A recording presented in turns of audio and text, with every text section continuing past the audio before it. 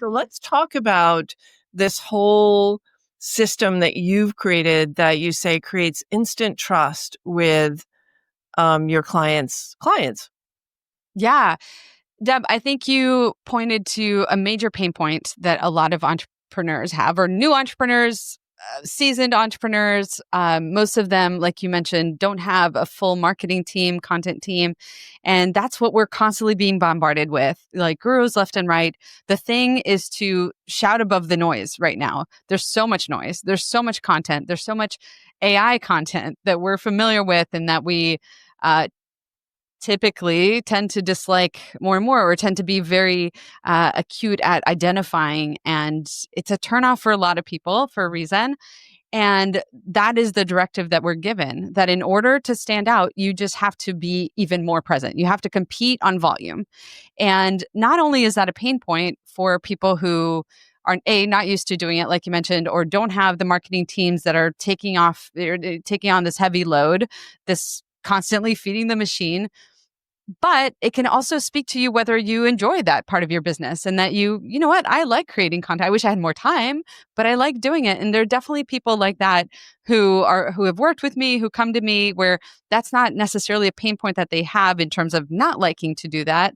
It's just typically time is a pain point across the board. Yeah. But I would say that across the board, what entrepreneurs want is not to have to shout, not to have to compete in terms of how do you become the undeniable go-to in your niche. You don't want to have to compete for that. You just want people to know, right? Yeah. If you wave a magic wand, you want people just to know who you are, know what you stand for, know what you're about, know your mission, know why you're different, and why you're the undeniable go-to for your perfect client. They want to do that, again, without shouting above the noise. And they also want to accelerate sales, right? If you're in Yeah. business, the thing that you want is not just sales. You want sales faster because you can actually make the same amount of sales as you did 3-4 years ago or last year.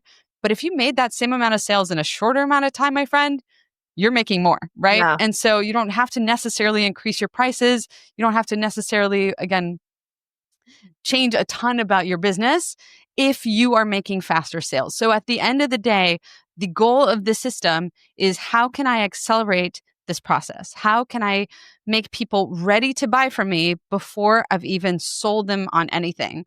It's the principle that Robert Cialdini talks about in his book, Persuasion. It's this idea that, imagine yourself at a party where there's a ton of strangers around, one person, maybe the host, or maybe somebody who has clout or who knows a lot of people there. The difference it makes between you introducing yourself kind of cold to a person that you've just met and know nothing about them either, that you don't know anything about each other, versus that person that you know at the party who comes to somebody else and say, oh my gosh, you have to meet. Okay, Deb is amazing. You should totally go into her program. She helps so many entrepreneurs that are coming from corporate and wanting to build a business or are already building a business and wanting to scale.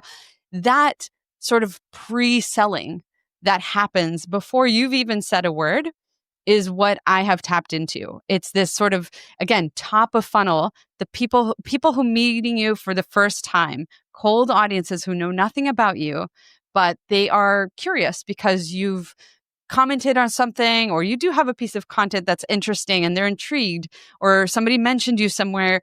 The very next thing they do, Deb, is what?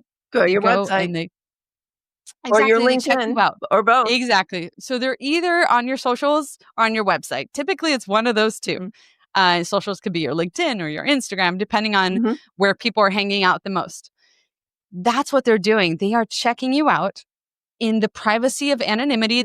You don't know who they are. They don't want you to know who they are, but they're basically assessing, like, is this person worth paying attention to? Are they worth following? And then if I do follow them, am I actually going to pay attention when they show up time and again on my feed or in my inbox, right?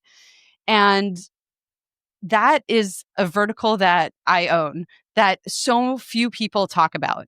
And it's the idea of this instant trust test where we're basically trying to gather as much information about this person as quickly as possible. So